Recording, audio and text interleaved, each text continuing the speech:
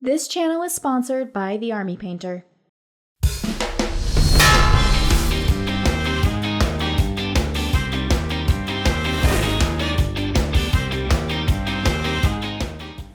If you're playing knights of any flavor, it's safe to assume that you want to stomp around the board with your big stupid robots.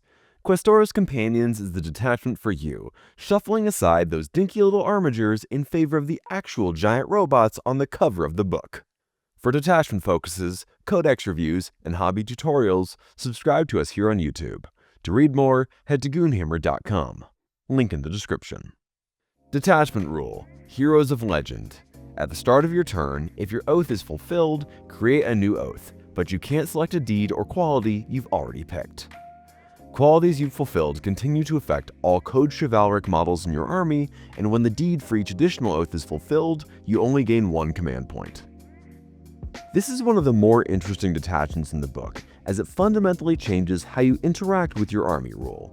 Since the quality that lets you reroll a hit and wound roll is going to almost always be the one you take, this will let a lot of players explore the other qualities in the book, boosting movement, charge rolls, leadership, and OC. The deeds are all pretty easy to complete as well, so it's very possible you could rack up all 3 of these qualities by the end of the 3rd battle round, with a little planning.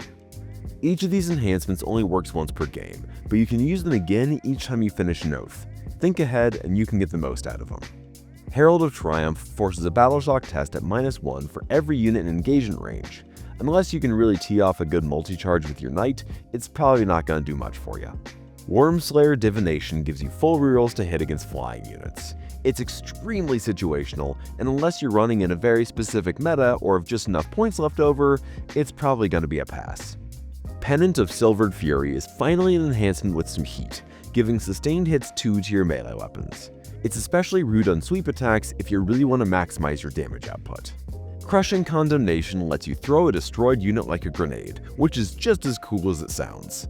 When you destroy a unit in the fight phase, pick a unit within 12 inches and roll 6 dice, causing a mortal wound for each 4-up. All of the stratagems only work on Titanic Knights, so there's no love for armigers here. Courageous Stand is the only defensive stratagem here, giving a knight a 6-up Feel No Pain for a phase. It's fine, but not the most impactful. Titanic Duel gives you +1 to hit and wound rolls in the shooting or the fight phase against a monster, Titanic, or Walker unit. At 1 command point, it's a solid buff, but it's fairly matchup dependent. Moment of Glory lets you consolidate an extra 3 inches, but you must end that move in combat. It's a good way to get some extra movement and push past a screen. Hero's Tread lets you sticky an objective with an effective OC 5 on it. That makes it very hard to flip for cheap little enemy units, and it's a great way to maintain board control for the whole game.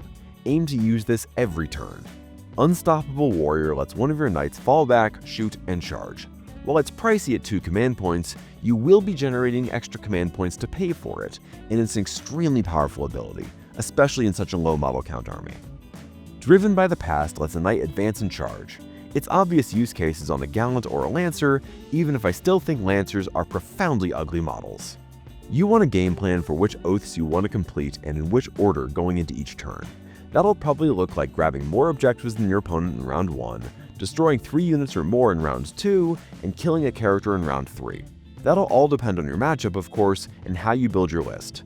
Said list should focus on big knights as they're the ones who get the most benefit here, though packing in some armigers or Imperial agents to use up your points and score some objectives is still on the table. A list should start with 4 big Questoris or Dominus knights, either going for a 5th or some of those smaller units for support, depending on how many points you've got left. Those big knights should play aggressively, bullying objectives in no man's land and racking up regular damage to maximize your oaths. Then let's go over the strengths and weaknesses. You get to use the other qualities. The reroll quality is the obvious frontrunner in most games, and this gives you a chance to use the rest. Strong Stratagems. There's a great toolbox of stratagems here to keep your knights in the game and give them some unique capabilities. Cheap Enhancements. The enhancements are cheap and easy to fit into your lists. Now unfortunately, those enhancements are kinda middling. They're cheap, but a lot of them aren't super impactful, and their limited uses is kinda hard to play around. There are a few defensive buffs. The most valuable things you can give knights are defensive buffs since they keep them in the game longer. Outside of that 6-up Feel No Pain one though, there's not much here to help with that. No armiger support. Big knights take center stage here, leaving their smaller buddies to the side. Considering a lot of your datasheets are about buffing those smaller dudes, you're missing out on those bondsman abilities. This is another great entry into the Imperial Knights repertoire. It strikes a nice balance between solid rules and unique playstyle that'll play differently than the other detachments in the book. We're also just happy to see an opportunity for the other qualities to shine here, as they're so regularly outclassed by the dependability of rerolls. We think this loyalist alternative to the Lords of Dread detachment should perform pretty well, as it leans into what Knights do best: stomp all over the battlefield with the biggest robots you can find. If you want to read more about this detachment and check out a sample list, head over to goonhammer.com. Now why don't you be a companion and hit that subscribe button, or support us on Patreon, where your humble dollars can help me afford a 5th Knight. You also get Discord access, extra features in tabletop battles, bonus podcasts, and more. I've been Questoris McWormslayer, and if you're not running at least 4 big knights, are you even playing this army? Thanks for watching.